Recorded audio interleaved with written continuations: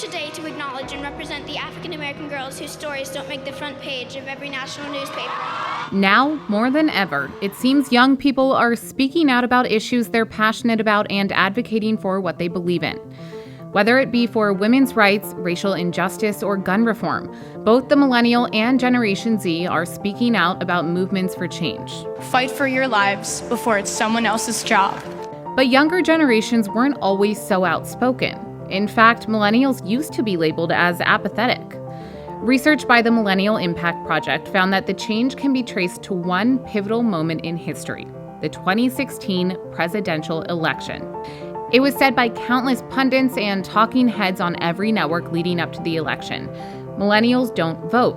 Why would any candidate try to target younger audiences if they aren't even registered?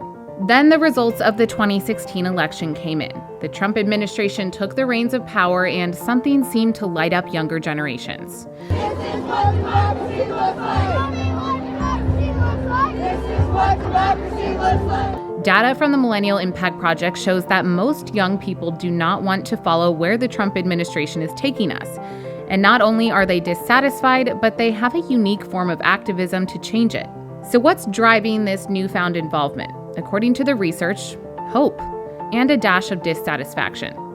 What's more, the study found that 65% of millennials voted in the presidential election, compared to 55% of the American public as a whole. How's that for apathy? Of the younger people who've been more active in social issues since the election, the majority still look to the government to address the causes and issues they care about. Millennials often use voting, contacting politicians, and creating petitions as means to bring about change. And we can't talk about millennials and Gen Z without mentioning social media.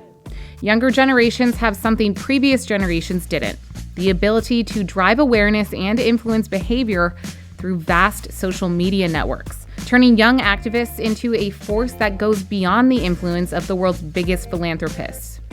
Take Emma Gonzalez, for example, one of the teens who spoke out after the shooting at her high school in Parkland, Florida.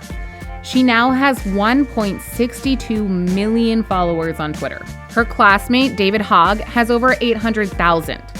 After Fox News host Laura Ingraham attacked Hogg for the status of his college applications on Twitter, he didn't respond to her.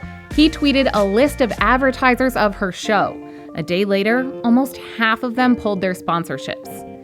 And from the 2018 March for Our Lives to the women's marches in DC, Las Vegas, and across the country, we're seeing how millennials can use social media to organize millions and make a change.